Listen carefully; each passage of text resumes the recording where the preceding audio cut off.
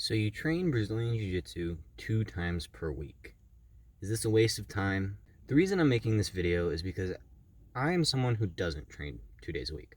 I'm someone who almost trains more than 7 days a week, but there's only 7 days in a week, so sometimes I do double classes, but sometimes, if I'm being honest, I do 5 or 6 days a week when I'm taking rest days. But that is very different than 2 days per week.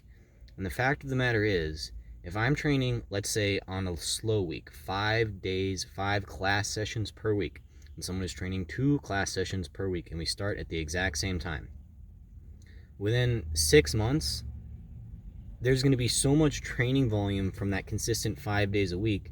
It's more than double.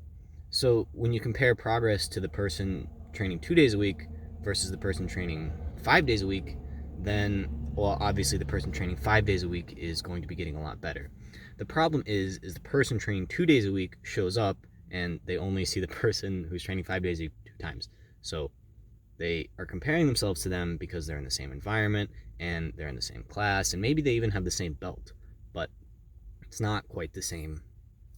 Because when you're training 2 days a week, chances are the reason you're doing that is because jiu-jitsu is not the only thing in your entire life that you're focused on.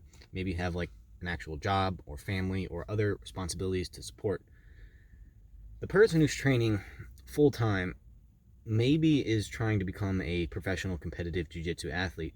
Maybe there's something about this sport of Brazilian Jiu-Jitsu that captivates the minds of people because it's so engaging and fun, and it's a physical activity, and there's a camaraderie, and you get to do things on the mat that you can't do in the real world, like strangle people and still be friends and have fun, and no cops are going to show up and arrest you.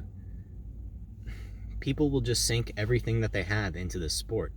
And for some, it's possible to actually make a living out of it, whether it's coaching. I don't even want to say competing because very few people make their money off competing, although it is technically possible.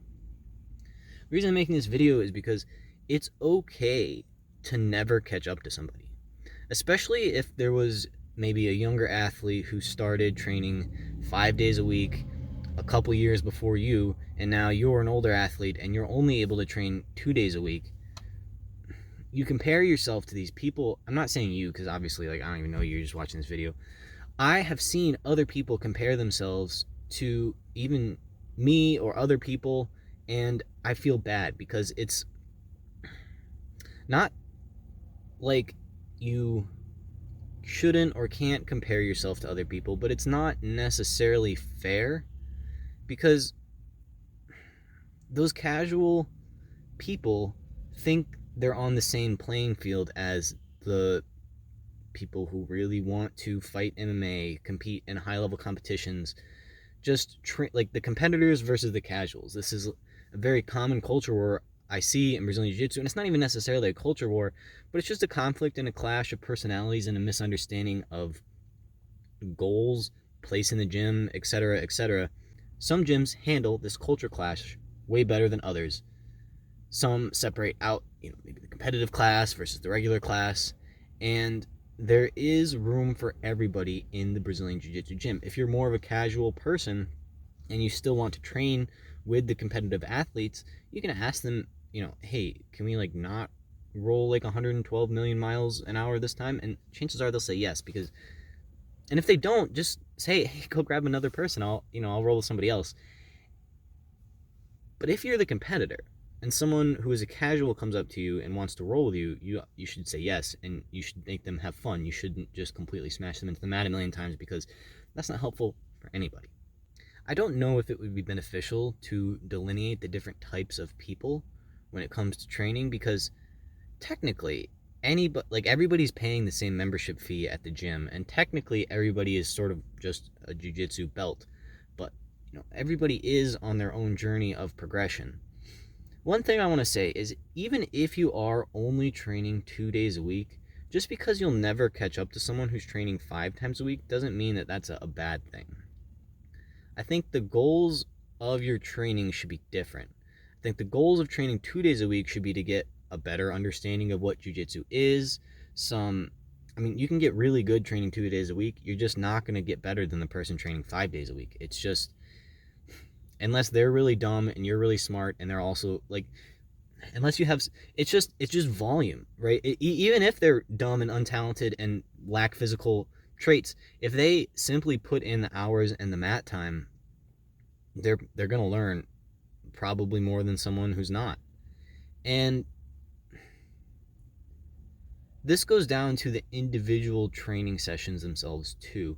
If you're training on the mat and you're a casual person who's there to have fun and who's there to like get a few reps in and stretch out and get the blood flowing and hang out, and maybe you do 5-10 reps and then, okay, break, we go back in. But if you're like a competitive person, you're not beating people, but you're doing rep after rep after rep after rep after rep. You're doing it again and again and again.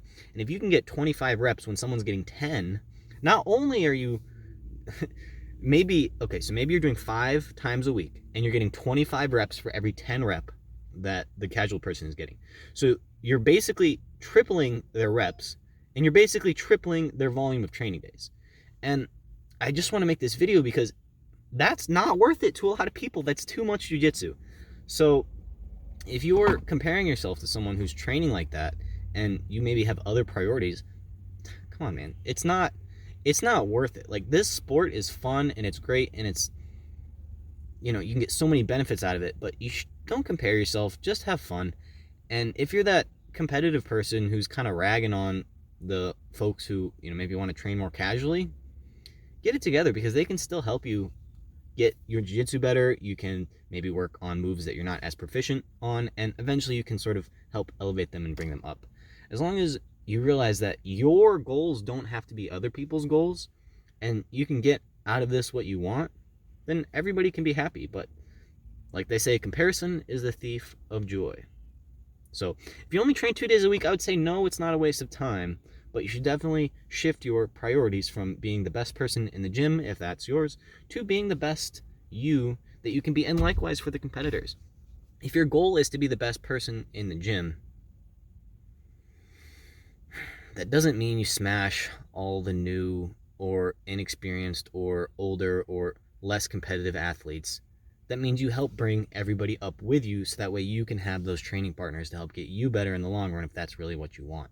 So this is not a solo sport. Everybody's in this with other people. Otherwise, you're practicing on a grappling dummy, and that's not very smart. That's why they call it a dummy. If you like this video, support the channel. As always, thank you.